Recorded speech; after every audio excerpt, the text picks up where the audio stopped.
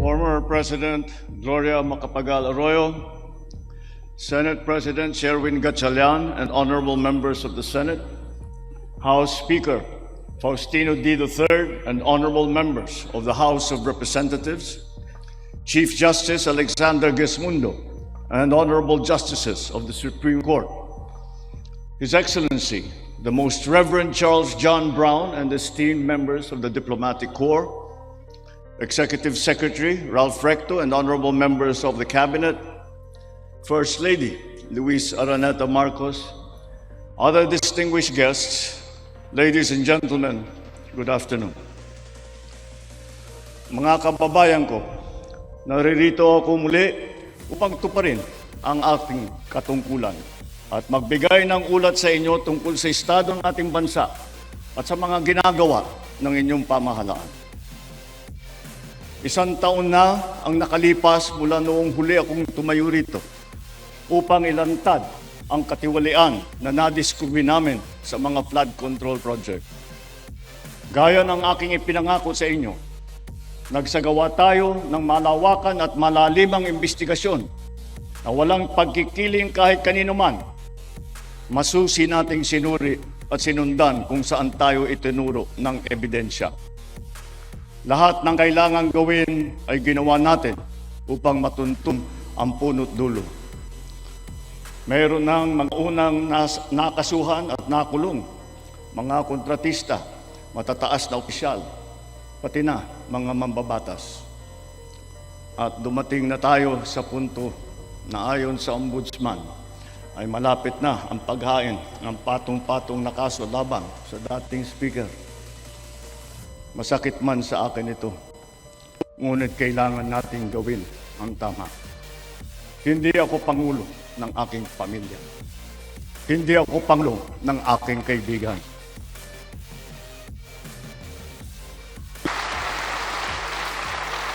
Ako ay Pangulo ng Pilipinas at ang tungkulin ko ay sa inyo, ang aking mga kapwa Pilipino.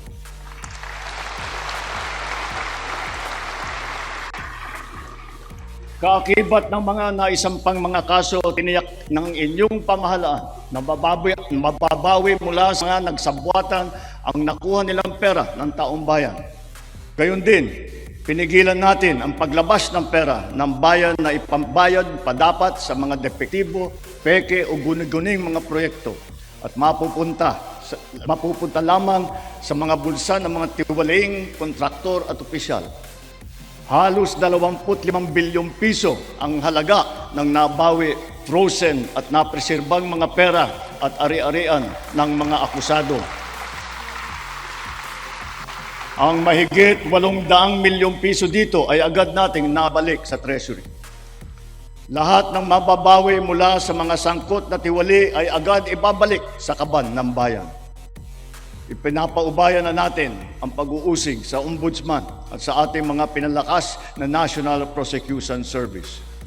Nananalig din tayo sa makatarungang hatol ng hukuman. Makakaasa kayo na ang gulong ng hustisya ay tumatakbo.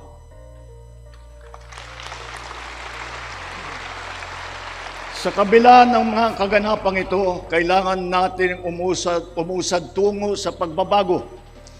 Nakatulong ang lahat ng mga ulat at hinaing ninyo sa isumbong na Pangulo, Ang inyong pagbabantay at pakikialam sa pamahalaan ay ang susi sa paglaban sa katiwalian. Ang reforma sa DPWH ay nagsimula na. Nagpasok tayo ng mga bagong graduate kasama ang mga tuwid at maasahang mga job order at contract of service. Bukod sa mga flood control project, lahat ng mga proyekto ay sinuri at tiniyak na talagang kinakailangan at maayos mula sa plano, presyo hanggang pagpapatupad. Para walang overpricing, sinigurado natin na ang mga materyales ay ayon sa presyo sa merkado. Bantay sarado ang bawat proyekto at ang nakalaang pondo sa transparency portal, integrity chain at katuwang na ang mga civil society organization. Mula nung tumama sa ating bansa ang epekto ng giyera sa gitnang silangan, Nagdeklara tayo agad ng State of National Energy Emergency. Iisa ang ating misyon, uplift, ang iahon ng ating nahihirapang mga mamamayan. Ang lahat ng mga ahensya ay inatasang magtipid at pagtuunan mabuti ang mga programa na mas mahalaga sa pagtugon sa mga epekto ng krisis. Ibinuhos natin ang pondo kung saan karapat-dapat at mas kinakailangan sa mga pangunahing serbisyong ramdam at tiyak na makakatulong sa ating mamamayan. Ang pera ng taong bayan na muntik mapunta sa bulsa ng mga tiwaling opisyal ay naisalba natin. At sa halip na nagamit natin ay nagamit natin sa mabuti at para sa tunay na kapakanan ng mamamayan. Ibinaba natin ang karagdagang halos 58 bilyong pisong pondo sa mga lokal na pamahalaan para mas mabilis at mas malawak ang paglingap sa taong bayan. Mataas ang tiwala at kumpiyansa natin sa mga lokal na pamahalaan. Ito ay paghahanda na rin para sa mas marami at mas malawak na serbisyo para sa kanilang mga nasasakupan. Nagsimula tayo doon sa mga direktang naapektuhan ng kaguluhan. Ang pagsaklolo sa ating mga kababayang OFW na naipit sa digmaan. Mahalagang misyon ito ng pamahalaan. Gayong lagpas 2.2 milyong Pilipino ay naghahanap buhay sa Middle East. Simula nung naputok ang gera, mahigit 12,000 kababayan natin ang ating naiuwi sa bansa na ligtas. Mahigit 140,000 OFW naman ang ating nabigyan ng sari-saring tulong sa gitna ng kaguluhan sa Middle East. Tulad ng pagkain, tulong pinansyal, pagpapagamot at masisilungan. Pag-uwi sa Pilipinas, sila ay ating tinulungan upang makapagsimula muli sa pagpahanap buhay sa pamamagitan ng Action Fund at OWA Kabuhayan Program. Ang iba naman ay nilapit natin sa peso o kaya'y sinama natin sa bayanihan para sa balikbayang manggagawa job fair. Samantalang ang iba ay tinulungan natin makapaghanap buhay muli sa ibang bansa.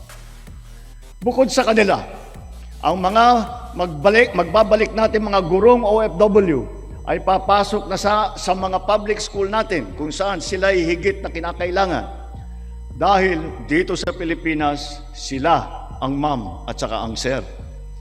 Patuloy ang ating ugnayan sa iba't ibang bansa at ang suporta natin sa mga OFW para sa kanilang kaligtasan.